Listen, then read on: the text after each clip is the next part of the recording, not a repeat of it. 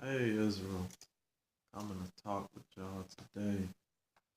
Let you know who Judith was. Okay, some of us know, some of us don't know. For the people that don't know, Judith was something serious, and it's very important that we honor Judith.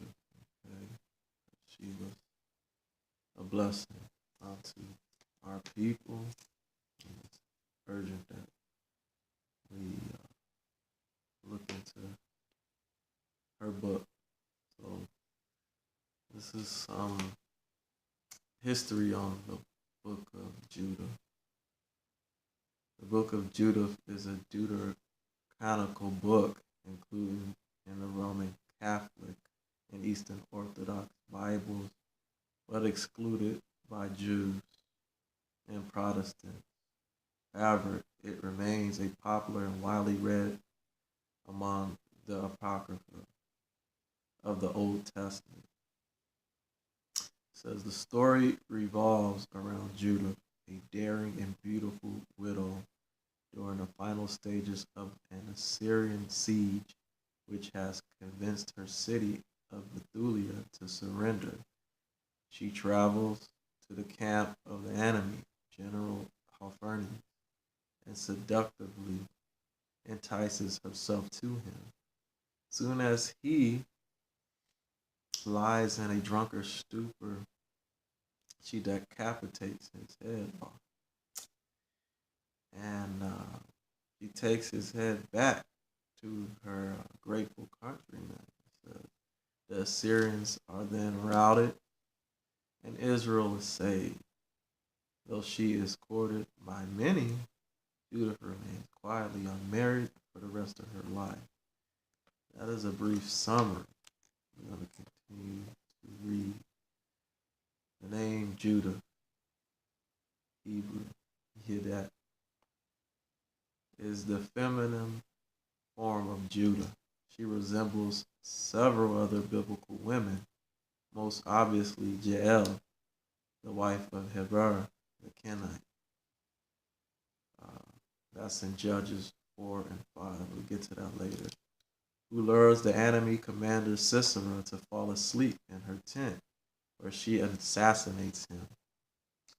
Judith, the book of Judith, scenes are enlivened and given immediacy by their vivid setting in the midst of a battle in which Israel and Jerusalem are about to be overwhelmed by the Assyrians. Rather than a work of sacred history, however, it's been understood as a pious historical. Okay. Here it says, just as a novel, it's been represented just as a novel. But we know differently today. It says here, the mighty ruler Nebuchadnezzar, the Assyrian ruler in the book of Judah who reigned in Nineveh, was actually the ruler of the later Babylonian Empire. As every educated Jew knew perfectly well, nor was his army ever driven back by the Israelites as the result of the assassination of his commander. The historical Nebuchadnezzar was entirely successful in his campaign to subjugate Judea. In fact, with regard to Nebuchadnezzar, the prophet Jeremiah argued against precisely the policy of resistance which the book of Judah glorified. For Jeremiah and later Judaism, the sins of Judah was already beyond forgiveness, and Nebuchadnezzar was God's agent of chastisement who must be supported, not rebelled against or resisted. According to the Jewish Encyclopedia, the opening lines in the 12th year of the reign of Nebuchadnezzar, who reigned over the Assyrians in Nineveh, is the ancient Hebrew equivalent of once upon a time in a land of make-believe. The story's geographical setting in a city called Bethulia, a possible pun on the Hebrew word of for virgin, is also believed by many to be fictional. However, some suggest that Bethulia might actually be either Shechem or Jerusalem. So it's here, scholars believe the book reflects the culture, literature of the Hasmonean dynasty, when stories of heroic opposition to Gentile kingdoms were popular. The book has a distinctively religious trend and is calculated to inspire both patriotism and piety. The most likely date of the book is probably sometime in the later 2nd century BCE. The book of Judah was almost certainly written in Hebrew. However, the oldest version of its actual text are Greek translations included in the Septuagint version of the Hebrew Bible. Although the book was later rejected by rabbinical authorities, it was recognized as a canonical by Christians until the Protestant Reformation. And medieval period and remains widely read today. Nebuchadnezzar has grown angry with the people of the Levant who resisted his rule and vows to destroy them. He assigns his military commander Holofernes to this task, and a great army sweeps down from Mesopotamia into Syria and Lebanon toward Israel. The Israelites, however, fast and pray to God for deliverance. The town of Bethulia is particularly desperate since it stands in the way of the mighty army's path to Jerusalem. It says here, the leader of all the Ammonites briefs him on Israel's sacred history and declares that Israel will be invisible unless it sins against God, Ahia, who is God except Nebuchadnezzar. Holofernes replies, he orders Achor bound and taken to Bethulia, where he can share the Israelite faith. The Ammonite leader is treated with hospitality by the citizens of the city. Holofernes arrays or gets in battle ready, but the Edomites and his coalition convince him to lay siege to take the city instead by taking control of its water supply, which lies outside the city walls. We'll be talking about that because that goes with the pipeline. Okay? It says, but their mayor, Ahijah, convinces them to hold out for 5 more days.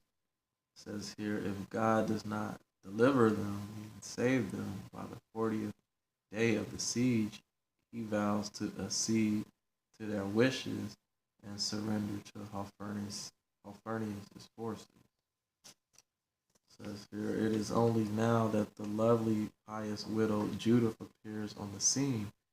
She prophetically proclaims that to surrender to Holofernes would be sin. If we are captured, all Judea will be captured, and our sanctuary, the Temple of Jerusalem, will be plundered, and God will exact of us the penalty for its destruction. She argues, Judith declares that she herself will become God's agent of deliverance. She prays desperately to God to allow her to use deceitful words to defeat the Assyrians. She then attires herself glamorously, receiving the praise of the people of Bethulia as she leaves through the city gate together with her maid. She is immediately arrested by an Assyrian patrol, but convinces them that she has useful information for Holofernes.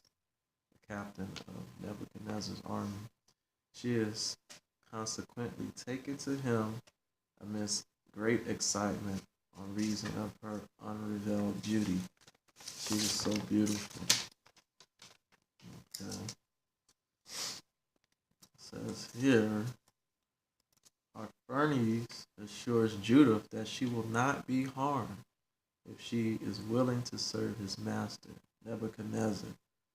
She confirms the report of Achor the Ammonite regarding the Israelites' invisibility. However, she reports that the people of Bethulia and Jerusalem have been so hard pressed by the siege that they are about to sin egregiously by consuming sacred food items dedicated to Ahia, to God.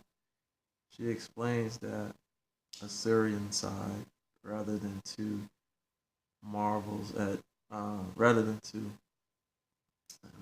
at Judah's wisdom, promising her rich rewards, he offers her some sumptuous meal, but she piously declines to eat the non-kosher food. She has brought her own supplies in a bag, however, and survives on this while she stays in the camp for 3 days, leaving each night to pray, supposedly for God's revelation as to the propitious time of Assyria to attack. On the fourth day, Holofernes determines to eat with him. They overjoyed and lustful. Holofernes becomes so aroused that he consumes a huge quantity of wine at dinner in anticipation of possessing Judah. When Holofernes' servants leave Holofernes and Judith alone to have some privacy, he immediately falls asleep in a drunken stupor. Seeing her opportunity, she decapitates her enemy, summoning her maid. They place Holofernes' head in Judah's food bag and make good their escape, a feat made to the great joy of the Israelites. Achor the Ammonite confirms the identity of the head and is so impressed by God's miraculous work through Judah that he accepts circumcision and becomes a Jew. The Assyrians, meanwhile, have discovered Judah's treachery and are thrown into disarray and drive the enemy back even beyond Damascus. Judith receives high honors and adulation even Jerusalem's high priest Joachim comes to pay his respects. Judith then retires to her home and lives the rest of her life as a widow despite many offers.